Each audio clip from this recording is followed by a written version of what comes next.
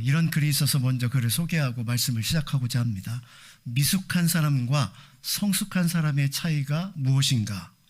미숙한 사람은 자기와 닮은 사람을 좋아하고 성숙한 사람은 자기와 다른 사람도 좋아한다. 미숙한 사람은 인연도 악연으로 만들고 성숙한 사람은 악연이야말로 인연으로 나아가는 징검다리라는 것을 알고 있다.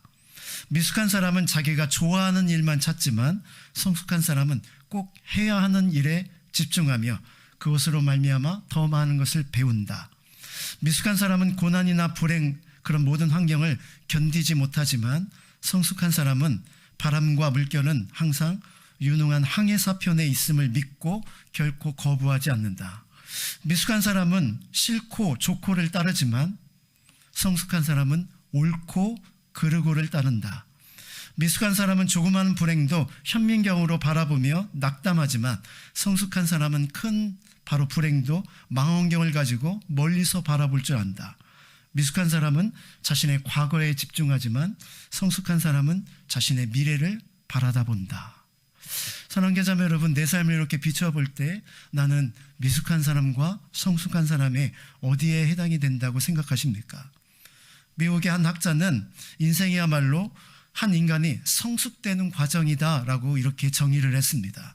여러분, 우리의 인생이 점점 성숙해 나가는 그런 삶의 단계에 나아가야 되는데 야고보서가 강조하는 것이 바로 이 성숙한 믿음이 아니겠습니까? 그러면 성숙한 믿음이 과연 어떤 믿음일까요? 이것 저것 어떤 것을 바로 하나씩 정해놓고 그것을 행하는 것이 성숙이 아니라 야고보서 강조하는 성숙은 믿음에 기초한 그에 합당한 나타나는 삶, 그것이 바로 성숙한 삶이라고 야고보는 강조해주고 있습니다.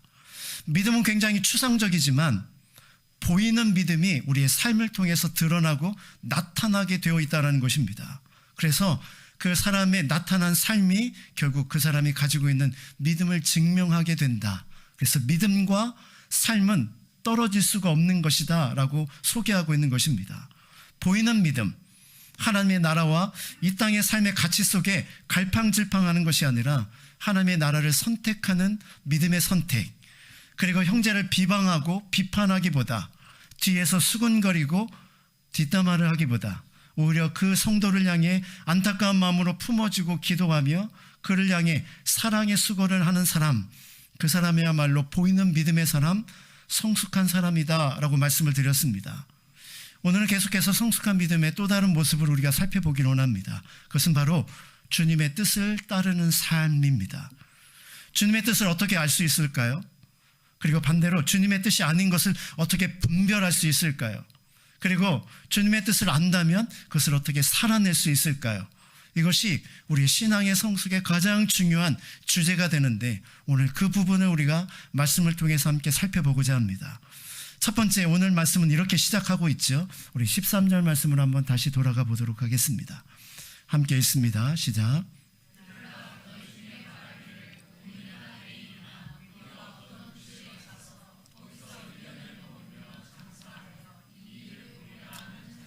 여러분, 13절 말씀을 이렇게 딱 보시면서 어떤 느낌이 드십니까? 들으라로 시작해서 이익을 보리라 하는 자들아로 끝나고 있습니다. 사실 이 구절만 봐도요, 그 내용이 약간의 책망의 의도가 들어있다는 것을 이 표현상으로 우리가 좀 느낄 수 있습니다.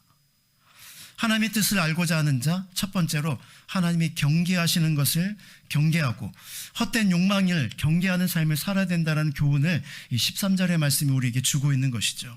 네, 여러분, 오늘 이 13절의 말씀을 자세히 들여다보십시오. 이 사람이 하나님으로부터 피해야 될 경계의 대상이라고 말씀하고 있는데 과연 그럴까?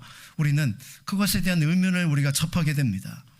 이 사람은 아마도 현대식으로 말하면 사업가처럼 보입니다.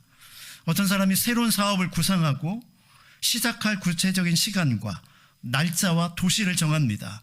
그리고 구체적인 계획을 세우죠. 이익을 남기리라 라는 계획입니다. 이 사람은 겉으로 드러난 모습을 보면 아주 야심차고 철저하게 계획을 세우고 저돌적으로 달려가는 그런 사업가의 면모를 그대로 보여줍니다. 그런데 여러분, 왜 이런 사람을 성경은, 야고보는 부정적으로 보고 있는 것일까요? 만약 이런 사람을 부정적으로 본다면 우리는 그러면 아무런 계획 없이 주어지는 대로, 세상 말로 닥치는 대로 살아가는 것이 성경적인 바른 가치관일까요? 그렇게 생각하면 그렇지도 않습니다. 왜냐하면 성경은 분명히 비전을 가지고 하나님의 뜻을 향해서 철저하게 계획하고 미래를 향해 달려가는 인생이 되라라고 말하기 때문입니다. 오히려 계획 없이 준비됨 없이 살아가는 사람을 악하고 게으른 자다라고 성경은 분명히 말씀하고 있습니다. 자, 그러면 이 둘을 어떻게 연결할 수가 있을까요? 세상을 산다는 것이 좀처럼 쉽지 않아서 구체적인 계획을 세워도 그 계획대로 되는 것이 사실은 별로 없습니다. 계획대로 성공에 이르는 사람이 그렇게 많지 않다라는 것입니다. 그렇다고 계획 없이 산다면 그것도 결코 바람직한 인생이 아닌 것이죠. 그렇다면 남다른 포부를 가지고 계획을 가지고 살아가는 이 사람은 왜 하나님으로부터 책망을 받고 있는 것일까요?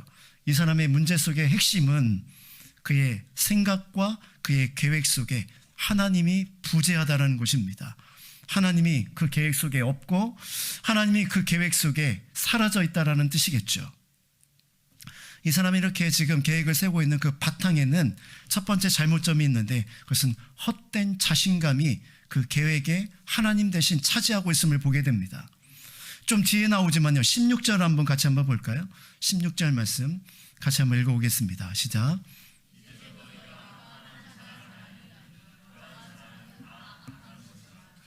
13절에서 좀 떨어져 있지만 이 사람을 표현하기를 허탄한 자랑에 빠져 있는 자라고 이렇게 표현하고 있습니다. 이 허탄이라는 단어가요, 오만이라는 단어인데 원문을 좀 살펴보면 바로 그 삶이 자기 자신감으로 가득 차 있는 모습을 표현하고 있는 단어가 바로 이 허탄한이라는 이 단어입니다. 이 본문에요, 이 사람이 얼마나 자신감이 넘쳐 있는지가 정확하게 나옵니다. 우리가 가서 유하여 장사하여 이익을 보리라. 이 원문에는요, 이 직설법 미래동사로 되어 있습니다. 그것이 무슨 뜻인지 몰라셔도 됩니다. 직설법 미래 시제는 미래에 대한 확신한 확고, 믿음이 있어서 성공에 대한 자신감이 넘쳐 있는 상태, 이 상태가 바로 표현하는 것이 미래 직설법적인 표현입니다. 이 사람은 지금 자신이 1년 안에 큰 부자가 될 것이라는 부푼 꿈과 그것을 반드시 이룰 수 있다는 확신으로 가득 차 있습니다. 그 근거가 뭐죠? 내가 가지고 있는 능력으로, 그리고 이 능력으로 이 모든 것을 이룰 수 있다라고 지금 그는 주장하며 확신에 차 있는 것입니다. 쉽게 말하면 이런 사람은 야망가이죠. 하나님의 인도하심과 그리고 하나님을 따르고자 하는 그 어떤 마음도 없이 자신의 힘과 능력으로 얼마든지 자신의 뜻하는 것을 이룰 수 있다라고 스스로 믿는 사람, 이 사람이 바로 오늘 본문에 등장하는 이 사람의 모습인 것입니다. 그러나 성경은 우리에게 분명히 경고해 주고 있죠. 잠언 16장 1절에 보니까 마음의 경영은 사람에게 있어도 말의 응답은 어디서? 여호와께로부터 나오느니라. 성경은 우리에게 분명히 말씀하고 있습니다. 여러분, 마음의 경영을 열심히 하지만 결과는 하나님께 달려있다라는 이 말씀이 이 사람에게는 결코 적용되지 않은 채 하나님을 거부한 채 자신의 계획과 그리고 자신감으로 가득해 있는 이 사람의 문제가 바로 거기에 있는 것입니다. 사실 1세기의 유대인들은요, 상인으로 이미 대단한 명성을 떨치고 있었다고 합니다. 사실 1세기가 아니라 21세기를 살아가는 지금도 유대인들은 마찬가지입니다. 미국을 쥐락펴락하는 것이 유대인입니다. 몇 프로 되지 않는 그 유대인들이 바로 이 미국의 모든 경제권을 쥐고 있습니다. 경제권은 결국 정치인들을 바로 지혜에서 조종하고, 그래서 사실은 작은 이스라엘이 강력한 미국의 힘을 받을 수 있는 이유가 그 뒤바탕에 유대인들이라는 거대한 세력이 바로 있기 때문입니다. 이들은요, 돈을 많이 버는 방법을 기가 막히게 안다고 합니다. 쉽게 말해서 세상 말로 돈 냄새를 기가 막히게 맡은 사람. 이 사람들이 보통 부를 누리게 되는 그 과정이 대부업이나 전당포를 통해서 이미 부를 축적하고, 그것이 그 다음에는 은행, 이렇게 자본가의 모습으로 이렇게 성장하면서 경제권을 이렇게 휘어잡는 것이 유대인들의 특징입니다. 그래서 전 세계 인구를 보면 아주 소수이지만 경제권을 짚고 흔드는 사람들이 바로 유대인들이죠. 잘 아는 우리가 있습니다. 여러분, 크리스마스 선물에 스크루지라는 인물이 등장하잖아요. 이 스크루지가 유대인으로 표현되어 있습니다. 자기만 알고 돈만 알고 이웃의 어떤 것도 생각하지 않는, 돈만 생각하는 바로 수전노, 이것이 바로 이런 이미지, 유대인의 이미지가 거기에서도 그대로 녹아 있는 것이죠. 그런 그대로의 표현이 오늘 본문에 등장하고 있다고 생각하시면 본문을 이해하기가 훨씬 쉽습니다. 자신의 욕망을 위해서 끊임없이 달려가고 그것을 위하여 다른 사람 따위는 생각하지 않고 철저히 이익과 돈만을 우선하는 인생, 그 인생이 오늘 본문에 등장하는 13절에 등장하는 이 사람의 모습인 것이죠. 가장 심각한 것은 바로 돈의 문제가 아니라 그 중심에 무엇이 없다라는 것입니까? 하나님이 없다라는 것입니다. 전형적인 그런 인물이 성경에도 기록되어 있죠. 여러분, 아브라함의 조카였던 롯을 여러분 기억하십니까? 아브라함과 함께 믿음의 여정을 출발했지만 그는 그만 잘못된 선택을 하게 되죠. 재산이 너무 많아 함께 있기가 불편해지자 서로가 갈라서기로 결정을 합니다. 그때 아브라함은 하나님의 뜻을 기다리며 약속의 땅에 남습니다. 반면에 바로 이 롯은 어떤 선택을 하죠? 소돔과 고모라 지방을 향해 그 땅을 선택하여 갑니다. 성경의 표현을 그대로 들여다보면요, 이 롯이 소돔과 고모라 땅을 바라보니까 뭐와 같다고 했습니까? 풀과 물이 풍성한 에덴 동산과 같았더라 라고 표현되어 있습니다. 양과 그리고 각축을 치기에 가장 완벽한 환경, 거기에 소돔과 고모라는 그 당시 지역에서 가장 문화가 발달된 지역이었습니다. 도시 문명이 발달된 지역. 그래서 여러분, 이 롯은 어떤 꿈을 꾸었을까요? 몇 년 안에 내가 큰 부자가 되어서 저 소돔과 고모라 성의 풍성한 문화를 누리는 그런 황금빛 미래를 꿈꾸며 바로 그 소돔과 고모라 지방으로 나아갔던 것입니다. 오늘 본문의 13절에 그 나타난 그 사람의 모습을 롯의 모습과 오버랩 하면 정확하게 그 선택이 어떤 선택인지가 분명해지죠. 그런데 여러분, 그 선택의 결과는 어떻게 되었습니까? 소돔과 고모라를 빠져나올 때는 아무것도 없이 그저 몸뚱어리 하나만을 간신히 바로 의지하여 그 땅을 나오는 롯의 모습을 우리가 발견하게 됩니다. 헛된 욕망의 결과가 어떤지를 우리에게 보여주죠. 여러분, 그의 선택에는 하나님이 없었습니다. 소돔과 고모라의 하나님 없는 문화의 위험성을 몰랐고요, 하나님이 베풀어 주시는 푸른 풀밭과 쉴만한 물가는 아예 생각조차도 하지 않았습니다. 오직 눈에 보이는 환경이 그의 선택의 전부였죠. 여러분, 이 롯의 선택을 바라보고 13절에 등장하는 이 사람의 모습을 바라보면서 나를 한번 들여다볼까요? 여러분, 2025년에 12월에 우리가 이르게 되었습니다. 여러분, 한 해를 시작하면서 어떤 계획을 가지고 어떻게 달려오셨습니까? 그리고 내년 26년을 우리가 살아가게 될 터인데 여러분, 어떤 계획을 준비하고 계십니까? 그 계획 속에 하나님이 계십니까? 그 계획 속에 하나님의 뜻이 들어있냐는 말이죠. 열심히 달려가 내가 목적하는 어떤 성취를 이루고 성공을 이루겠다는 야심찬 계획만 가득 차 있을 뿐 그 안에 과연 하나님이 기뻐하시는 일에 대한 관심과 그것에 대한 계획이 들어있고 그것을 향해 열심히 2025년을 달려오셨냐는 말이죠. 13절의 말씀은 결국 우리를 향하고 있다는 것을 발견하게 됩니다. 끊임없이 달려가는 이 세상 사람들의 수많은 모습 속에 우리는 이 13절의 모습을 발견하게 되는 것이죠. 여러분, 이 사람이 자신이 만만하지만 결국 실패할 수밖에 없는 이유는 그 삶에 하나님이 없기 때문입니다. 그리고 더 큰 또 다른 문제가 있습니다. 이 사람의 또 다른 문제는 다른 사람의 삶을 그대로 답습하여 한탄주의에 바로 이렇게 물들어 있다는 것입니다. 이 사람이 이런 선택을 했던 이유는 아마도 들었던 소식 때문이었을 것으로 생각이 되어집니다. 어느 도시에 가서 어떤 사람이 장사를 해서 1년 동안 큰 부자가 되었대, 이런 소식들이 아마 유대 지역으로 퍼졌을 것입니다. 그 소식을 들은 이 사람은 나도 저 사람처럼 내가 한번 열심히 해서 큰 부자가 되겠다라는 그런 소망을 품었을 것입니다. 그래서 그는 이런 계획을 세우고 도시를 정하고 그렇게 인생의 삶을 살아가기로 결정한 것이죠. 누군가 큰 돈을 벌었다라는 이 소식이 그의 귀에 바로 박혔고 나도 저렇게 될 수 있다라는 자신감이 그것에 한몫 더해지면서 그의 인생은 이곳으로 달려가기 시작했던 것입니다. 여러분, 이 사람이 계산하지 못한 것이 무엇일까요? 이렇게 달려간 수많은 사람 중에 소수는 성공하지만 대부분의 많은 사람들은 실패와 좌절을 경험한다는 것을 그는 생각하지 않았습니다. 아니, 생각할 필요가 없었죠. 왜냐하면 자신은 성공할 자신이 있었으니까요. 그러나 여기에 가장 심각한 문제가 있는 것입니다. 다 잘 될 것이라는 그 착각과 그것이 바로 철저한 준비를 하지 못한 채 살아가는 삶의 결과를 낳게 된 것이죠. 더더욱 이 사람의 결과가 무엇입니까? 이 사람의 가장 심각한 것은 한탕주의라는 것입니다. 한 번에 내가 큰 돈을 내가 벌 것이다라는 이 생각, 그것이 결국 그의 마음을 사로잡아 이런 결정과 계획을 꿈꾸게 된 것입니다. 여러분, 한 번 투자 잘해서 떼돈을 버는 것, 그것은 결코 그리스도인의 삶에서 바람직한 삶이 아닙니다.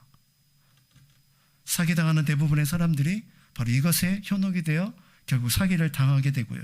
모든 것을 잃을 때까지 빠져나오지 못하는 이유가 바로 여기에 있습니다.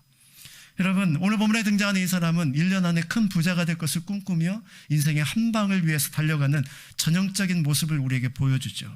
그러나 여러분, 이 사람의 심각함은 또 다른 곳에서 있습니다. 그것은 설령 이 사람이 그렇게 한 방으로 인생의 대박을 꿈꾸고 대박을 이루었다 할지라도 그것이 그 사람의 또 다른 덫이 될 수 있습니다. 왜냐하면 그 사람은 그런 대박을 이룬 후에 절대로 평범한 삶으로 돌아올 수 없기 때문입니다. 대박을 한번 경험하면 또 다른 대박을 꿈꾸게 되겠죠. 그러면 더 많은 투자를 통해 인생의 한 방을, 더 큰 한 방을 준비하다가 결국 인생의 모든 것을 잃게 되는 결과를 맞게 된다는 것입니다. 여러분, 그리스도인들은요, 인생의 대박이나 한 방을 꿈꾸는 사람들이 아니라 평범한 삶을 성실하게 살아 하나님이 주신 것을 매일마다 누리며 하나님께서 이루어 가시는 것을 바라보며 땀 흘려 수고할 줄 아는 사람들이 바로 그리스도인의 진정한 삶인 것입니다. 만약 이 사람이 그 중심에 하나님이 있었다면 이런 인생의 대박이 아니라 한탕이 아니라 정말 평범한 삶에 최선을 다하며 하나님의 뜻을 구하는 그런 삶을 살지 않았을까요? 위험성을 바로 알고 철저하게 준비하며 계획하는 삶을 살지 않았을까요? 당시에 외국에 나가고 다른 도시에 나가는 것은 오늘날 우리가 외국에 나가고 그리고 다른 도시에 가서 사는 것과는 완전히 달랐습니다. 1세기에는 대부분 태어난 곳에서 평생을 살다가 그곳에서 죽는 것이 대부분의 인생의 삶의 모습이었습니다. 외국에 나가게 되면 배를 타야 되고 배는 수많은 위험성이 있었죠. 그래서 언제 어떻게 될지 모르는 것이 바로 외국에서 살아가고 타 지역에서 살아가는 삶의 모습이었습니다. 그런데 그런 모든 것들을 다 생각하지 않은 채 이런 한탕의 마음, 대박을 꿈꾸는 이 사람의 모습이 얼마나 미련한지를 우리가 볼 수 있게 되는 것이죠. 이 사람의 자신감이 넘치는 삶과 이 한탕주의 문제점, 그러나 더 심각한 문제가 그에게 있음을 오늘 본문은 우리에게 소개해주고 있습니다. 우리 14절 말씀을 한번 볼까요? 14절 말씀을 같이 읽습니다. 시작.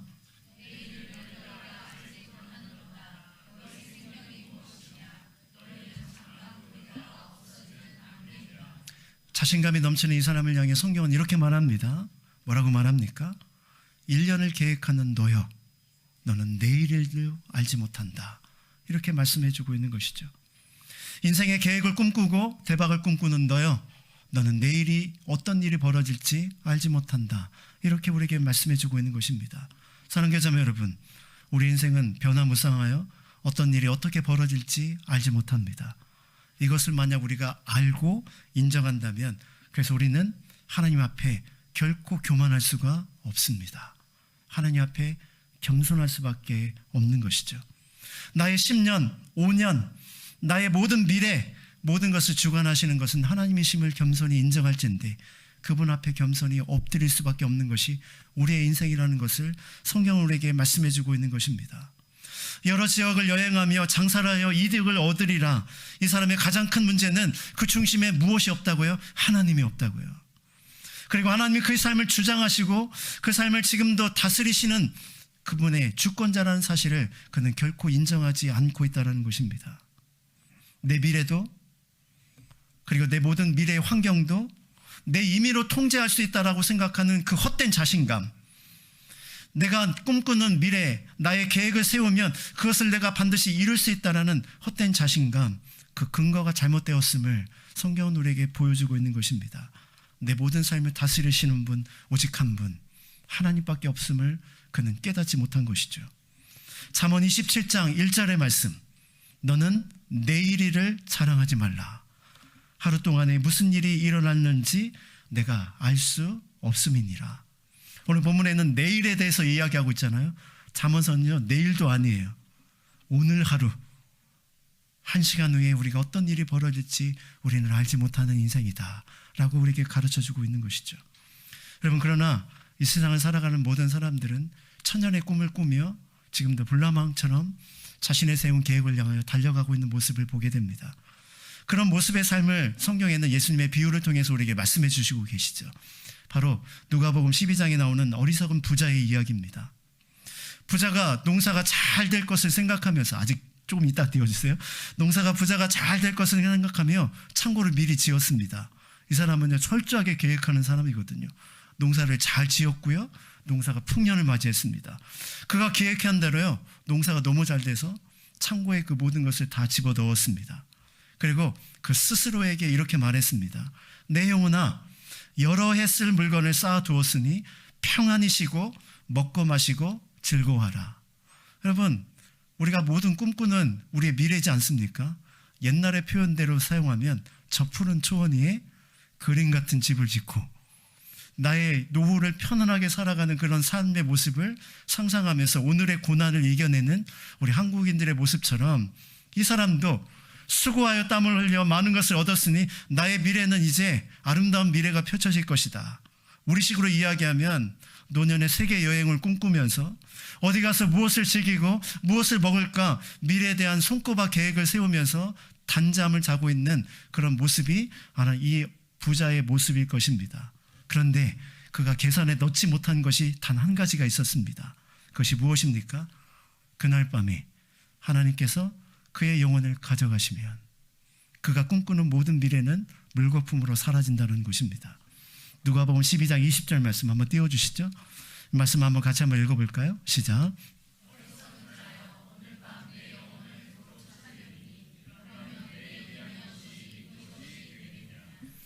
하나님은 그를 향해 어리석은 자다라고 말합니다. 여러분, 세상적으로는 얼마나 부유한 자이고 얼마나 지혜로운 자입니까? 근데 왜 이 사람은 어리석을까요? 그의 인생의 계획 속에 뭐가 없다고요? 하나님이, 인생의 주권자이신 하나님이 그의 인생에 없기 때문입니다. 쓰게 하셔야 쓰는 거지. 열심히 벌 수는 있지만 쓰게 하시지 않으면 그 내 손에 쥐어진 것 같은 그것은 모래알처럼 다 빠져나갈 수밖에 없는 구조가 우리의 인생이라는 것입니다. 여러분, 기억하십시오. 내일은 나의 날이 아닙니다. 1시간 후도 나의 시간이 결코 아닌 것이죠. 우리의 미래에 어떤 일이 일어날지 절대로 알지 못합니다.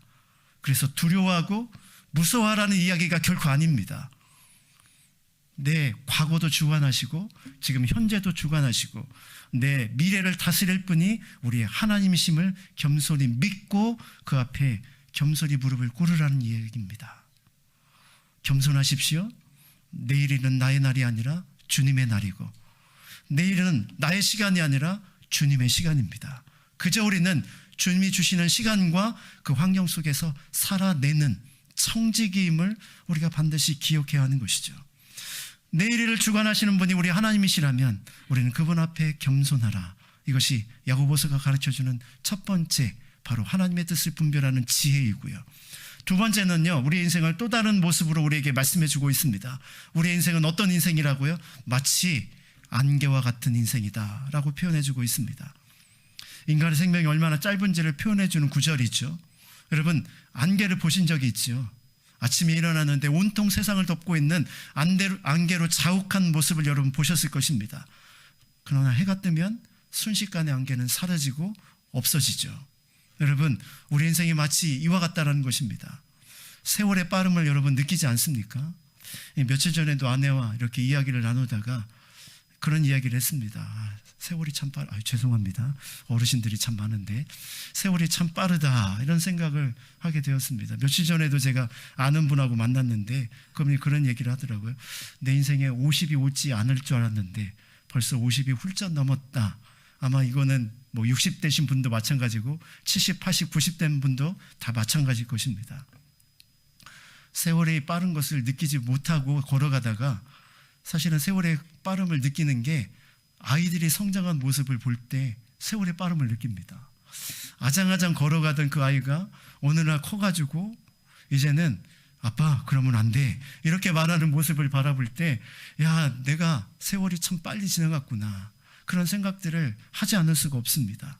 여러분, 순식간에 지나가는 것이 우리의 인생이고, 순식간에 사라지는 것, 잠깐 있다가 사라지는 안개와 같은 것이 우리의 인생이라는 사실을 우리가 분명히 알고 인정할 필요가 있다는 것이죠. 그래서 여러분, 우리 인생이 허무하다? 그런 이야기를 제가 하는 것이 아닙니다. 열심히 살아도 끝내 허무하게 끝나니 대충 살아라, 이런 이야기를 하는 것도 결코 아닙니다. 소위 말해서 성경은 인생이 안개라는 것이 허무주의로 끝나는 가치 없는 인생을 말하고자 하는 것이 결코 아닙니다. 짧은 인생이기 때문에, 그래서 더 집중하여 살아야 되고, 잠깐 있다 사라질 인생이기에 너의 인생이 그렇게 끝나는 것이 아니라 영원한 삶이 있다는 사실을 알고 이 잠깐 있는 인생을 준비하는 인생이 되어야 된다라고 우리에게 강조해주고 있는 것이죠. 그리스도인들은 안개 같은 인생의 유한성과 그리고 짧은 인생의 가치를 우리가 알고, 그러나 영원한 가치를 알기에 세상을 어떻게 살지를 바로 아는 사람들이 바로 참된 그리스도인의 인생이라는 것이죠. 생명을 거두어 가시면 언제든지 사라질 나의 인생, 조금 있다가 사라질 안개와 같은 인생이지만, 그러나 내가 오늘 하루를 어떤 삶을 살아갈까 날마다 생각하며 살아가는 삶, 그것이야말로 우리가 걸어가야 될 진지한 우리 인생의 모습이라는 것이죠. 이런 인생에 대한 고민 가운데 살았던 모세라는 위대한 믿음의 사람이 있죠. 그 사람이 시편 90편 2절에 이렇게 고백하고 있습니다. 우리에게 우리 날 계수함을 가르치사 지혜의 마음을 얻게 하소서. 하나님, 내가 살아온 날과 앞으로 살아갈 날들에 대해서 잘 계산할 수 있도록 도와주시고, 내가 어떻게 살아야 될지를 바로 깨닫게 주님 붙잡아 주십시오. 허황된 미래를 꿈꾸며 1년에 큰 부자가 될 대박을 꿈꾸며 살아가는 저 세상 사람들과 다르게 유한하고 짧은 인생을 살아가면서 과연 나는 어떠한 삶을 살아가야 될까요? 하나님 앞에 늘 물으며 그렇게 겸손히 살아가는 이 모세처럼 우리도 그러한 삶을 살아가야 되지 않겠습니까? 그러나 정반대로 살아가는 사람들이 의외로 굉장히 많습니다. 이 찰나적인 것이 마치 전부인 것처럼 영원한 것을 바꾸어버리는 가장 어리석은 인생이 있다는 것입니다. 히브리서 12장에는 그런 한 사람을 우리에게 알려주고 있습니다.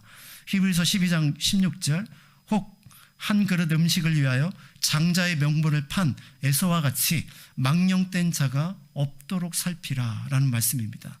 여러분, 에서 잘 알죠? 에서는 야곱의 장자입니다. 그래서 그는 야곱의 형이었죠. 그는 장자로서 모든 고난을 가지고 살 수 있는 축복을 가지고 태어난 사람이었습니다. 그런데 불행하게도 사냥을 하고 돌아온 길에 너무 배가 고파서 야곱이 끓이고 있는 그 팥죽 한 그릇에 뭘 팔아버렸습니까? 장자권을 팔아버렸습니다. 그래서 이 장자권은요, 바로 장자가 아버지로부터 기업으로 받을 수 있는 그런 모든 상속받을 권리를 의미합니다. 그런데 이것은 단지 물질적인 것만 의미하는 것이 아니라요, 하나님이 아버지를 통해서 물려받게 된 하나님의 약속의 권리, 그것도 함께 포함되어 있습니다. 그런데 에서는 바로 이 귀중한 것을 팥죽 한 그릇에 팔아버렸죠. 지금 당장의 쾌락을 위해서 영원한 즐거움을 팔아버리는 어리석은 사람이 바로 에서의 모습이라는 것입니다. 찰나적인 것에 영원한 것을 팔아버리는 사람이 가장 어리석은 사람입니다. 반면에 주님의 비유에서는 정반대의 것이 등장합니다. 여러분, 감추인 보화의 이야기 아시죠? 어떤 보석상이 여행을 하다가 정말 귀중한 보석을 발견하게 됩니다. 그래서 어떻게 하죠? 그 사람이 그 보석을 사기 위해서 자신의 전 재산을 다 팔고 그 보석을 삽니다. 여러분, 아이들 찬양에 보면 심지어 뭐까지 팔죠? 냉장고까지 판다, 이런 표현까지 쓰고 있는데 전부를 걸고 그것을 산다는 것입니다. 그만큼 그 보석의 가치를 알아봤다는 뜻이겠죠. 여러분, 우리 인생에 정말로 보석과 같은 가장 소중하고 중요한 게 무엇일까요? 그것을 위해 내 인생을 거는 것이 이 안개와 같은 인생을 살아가는 순간적인 인생에 우리가 살아가는 진짜 모습이 아닐까요? 그 보석은 우리를 구원하시고 우리에게 영원한 생명을 주실 하나님의 나라와 예수 그리스도가 아니시겠습니까? 그리스도가 우리 인생의 진정한 보석이며, 그리스도가 찰나적인 인생을 살아가는 우리가 영원히 붙잡아야 될 영원한 우리의 가장 귀한 분임을 우리가 선포하며 그 믿음 가운데 우리가 살아야 한다는 것입니다. 그러나 우리의 삶의 현실은 어떻습니까? 세상의 돈에는 벌벌 떨지만 영적인 은혜에는 냉랭한 우리의 세대, 영적인 축복, 영원한 축복보다는 이 땅의 영화와 부귀에 더 관심이 많은 우리의 세대, 주식과 아파트의 가격에는 관심이 있지만 신앙의 성장과 신앙의 성숙에는 별로 관심이 없는 세대. 주를 위하여 헌신은 아까워하지만 오늘 나의 쾌락을 위해서는 나의 전부를 거는 세대. 그런 세대가 우리가 살아가는 삶의 모습이 아닐까요?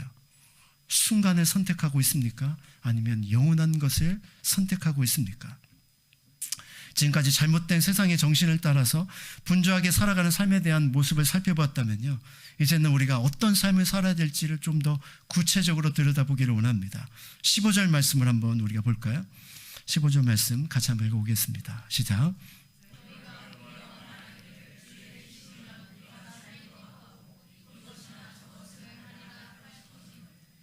여러분, 우리가 추구해야 될 삶의 모습은 어떤 모습일까요? 오늘 본문은요 15절에서 한마디로 정해주고 있습니다. 그 삶은 도리어의 삶입니다. 도리어. 여러분, 이 도리어라는 이 뜻이요, 무엇과 대항하여 무엇과 반대로라는 뜻을 가지고 있습니다. 앞에 등장하는 13절부터 14절의 삶을 살아가는 세상 사람들과 반대하여 우리가 살아가야 될 삶의 모습은 주의 뜻이라면 살기도 하고 주의 뜻이라면 이것도 하리라 라는 주의 뜻에 합당한 삶, 그것이 우리가 추구해야 될 진정한 삶이라고 가르쳐주고 있는 것이죠. 여러분, 신앙의 성숙의 3단계가 있습니다. 불신자와 미성숙한 성도와 성숙한 성도가 있습니다. 불신자는 13절부터 14절의 삶을 살아갑니다. 그의 인생의 계획 속에 누가 없어요? 하나님이 없으므로 야심과 그리고 자신의 계획만 있는 사람입니다. 근데 여러분, 하나님을 믿는 사람들 가운데서도 미숙한 성도들이 있습니다. 방금 전에 말씀을 드렸던 어리석은 부자와 같은 삶을 살아가는 사람이 있죠.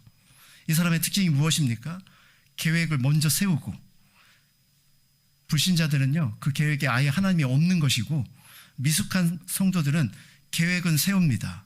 그리고 나서 하나님 앞에 구하죠. 하나님, 나의 계획대로 어떻게 해달라고요? 응답해 주십시오.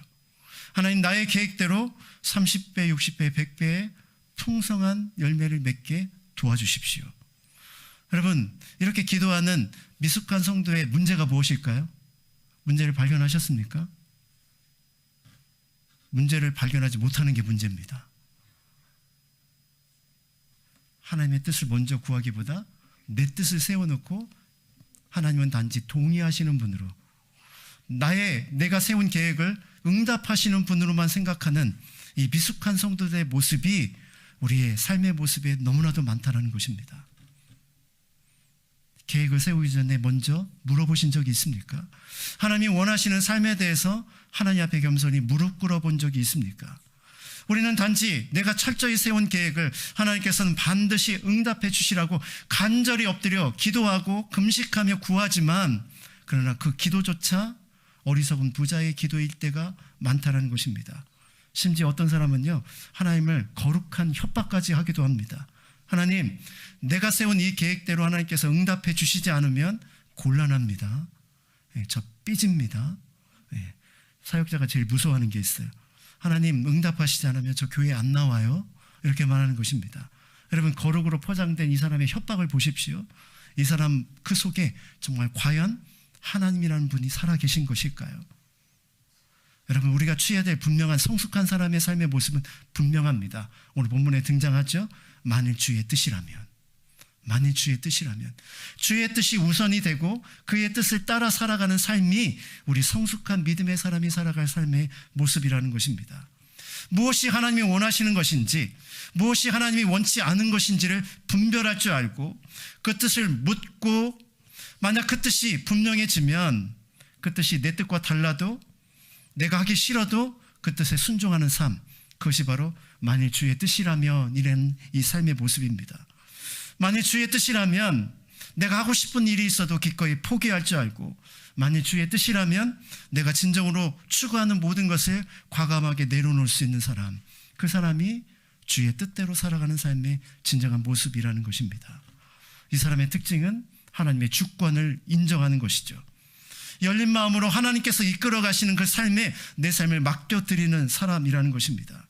내가 아무리 계획을 세울지라도 주께서 허락해 주시지 아니하면 하나도 이룰 수 없음을 알기에 하나님 앞에 먼저 묻고 그 뜻을 따라가기를 힘쓰는 사람, 그 사람이 바로 오늘 본문에 등장하는 만일 주의 뜻이라면 내 삶을 살아가는 삶의 모습이라는 것이죠. 여러분 기억하십시오. 우리의 인생은 동력선이 아니라 우리의 인생은 풍력선입니다. 동력선과 풍력선의 차이가 무엇일까요? 동력선은 자신의 힘으로 바로 앞을 향해 나아가는 그런 자가 발전을 하는 사람이라면, 풍력선은 바람이 불어야만 앞을 향해 갈 수 있는 사람입니다. 우리는요, 우리의 힘으로 앞으로 나갈 수 없습니다. 하나님께서 우리에게 바람을 불어주실 때 나갈 수 있는 존재이죠. 내 힘으로 추진해 나가는 것이 아니라 하나님의 도우심으로 나갈 수 있다면 우리는 우리의 기도가 달라져야 되지 않을까요? 내 욕망의 뜻을 따라 계획을 세우고 걸어가는 것이 아니라 먼저 묻고 하나님의 뜻을 깨닫고 그렇게 걸어가는 인생, 그런 인생의 삶이 우리가 살아가야 될 진정한 인생의 삶이죠. 예수님은 바로 그런 모습을 우리에게 선명하게 보여주시죠. 겟세마네 동산에서 주님의 기도, 너무나도 유명한 기도이죠. 나의 원대로 마옵시고 아버지 뜻대로 되기를 원합니다. 여러분, 하나님의 뜻을 먼저 구하고 그 뜻을 향해 걸어갈 줄 알았던 이 예수님은 인생에서 최고의 고백을 하셨죠. 십자가에서 예수님의 7마디의 고백 중에 어떤 고백이 있습니까? 다 이루었다. 여러분, 다 이루었다. 저는 말씀을 바라보면서 가장 인생에서 가장 행복한 고백이 이 고백이 아닐까 생각합니다. 여러분, 인생을 살아가면서 내가 원하는 것을 다 이루었어, 이렇게 말할 수 있는 사람이 누가 있겠습니까? 다 인생을 살다 보면 이것도 아쉽고 저것도 아쉽고 이랬을 걸 저랬을 걸 후회하는 인생이 우리의 인생이 아니겠습니까? 근데 여러분, 예수님이 말씀하시는 다 이루었다라는 이 뜻이 당신이 원하는 모든 것을 이루었다는 뜻이 미안하지만 아닙니다. 다 이루었다. 무엇을 이루었다는 거예요? 하나님께서 내게 맡겨주신 그 모든 사명 다 이루었다. 하나님 감사합니다. 이 뜻이라는 것입니다. 교만하게 자신의 뜻을 이루었다고, 자신의 꿈을 펼치고 성공했다고 스스로를 자랑하며 하는 그런 말이 아니라 하나님의 순종하는 사람만이 할 수 있는 최고의 믿음의 고백이 바로 이 주님의 고백, 하나님의 뜻이 내 삶 가운데 온전히 다 이루어졌습니다. 그 모든 것을 행하신 하나님 찬양을 받아 주시옵소서. 이 고백이라는 것이죠. 사랑하는 자매 여러분, 나름대로 열심히 살았더라도 내 인생의 끝에 우리가 대부분의 사람들은 허탄한 고백을 하며 살아가죠. 그 대표적인 인물이 예수님과 정반대편에 있는 솔로몬이라는 인물입니다. 솔로몬의 아버지 다윗은 평생 하나님과 동행했던 사람이죠. 그렇다고 해서 다윗이 완벽한 사람은 아니었습니다. 완벽한 사람은 단 한 사람도 없습니다. 그러나 때로는 넘어지고 쓰러졌지만 그래도 충실하게 하나님의 뜻을 쫓아 살기로 열심을 다했던 다윗이요, 자신의 인생을 마무리하면서 아들 솔로몬에게 당부한 것이 있습니다. 열왕기상 2장에 보니까 이런 유언을 솔로몬에게 남겼습니다. 내가 이제 세상 모든 사람이 가는 길로 가게 되었노니 너는 힘써 대장부가 되고 내가 하나님 여호와의 명령을 지켜 그 길로 행하여 그 법률과 계명과 율례와 증거를 모세의 율법에 기록된 대로 지키라. 그리하면 내가 무엇을 하든지 어디로 가든지 형통하리라. 하나님의 말씀을 쫓아 믿음으로 살아라. 이것이 이 믿음의 사람 다윗이 아들 솔로몬에게 주는 마지막 메시지였습니다.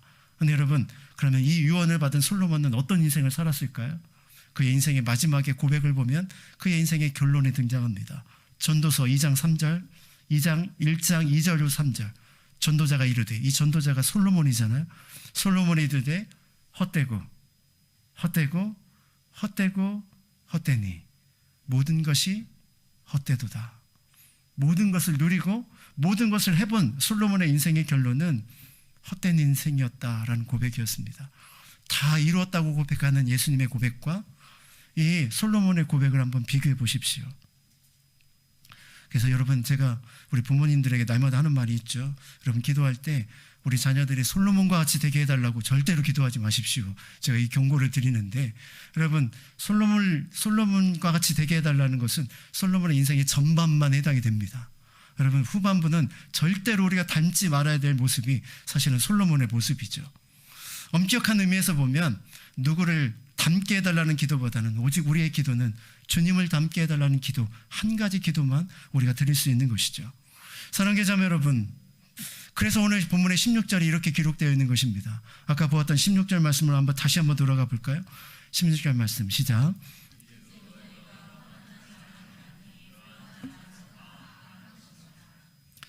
헛된 바람 잡으려는 인생을 살아가는 그런 사람들의 모습을 헛된 자랑으로 살아가는 삶이다라고 이렇게 기록해 주고 있습니다.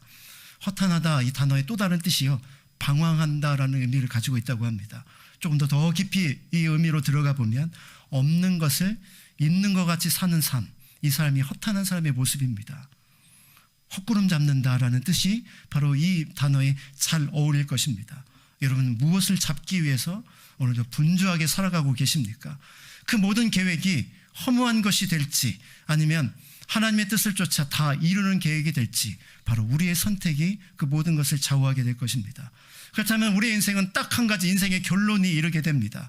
우리는 어떤 인생을 살아가야 될까요? 하나님의 영광을 위해서, 하나님의 영광을 위해서 살아가는 것이 우리의 인생입니다. 한번 따라서 해볼까요? 나의 인생의 목적은 오직 하나님의 영광을 위해서. 나의 인생의 목적은 오직 하나님의 영광을 위해서. 지금도 성공을 위해서 달려가고 대박을 위해서 꿈꾸며 달려가는 이 수많은 사람들의 틈바구니 속에서 우리 그리스도인들은 딱 한 가지, 오직 하나님의 영광을 위해서 살아가는 인생이 되어야 한다는 것입니다. 오늘 본문의 제목을요, 제가 이렇게 정했어요. 한 번뿐인 인생 어떻게 살 것인가. 제목을 이렇게 정해놓고 얼마나 부담이 되든지 인생에 정말 큰 진리를 선포해야 될 것 같잖아요. 이 제목 자체가 너무 크잖아요. 그래서 고민이 굉장히 많고 말씀을 준비하면 준비할수록 내가 왜 이런 제목을 정했지? 라는 부담감이 굉장히 많이 몰려왔습니다.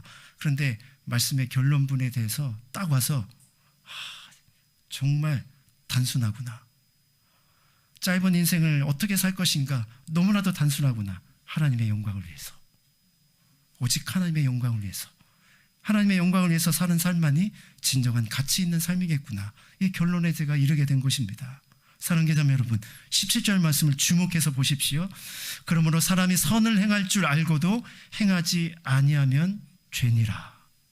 여러분, 죄가 뭘까요?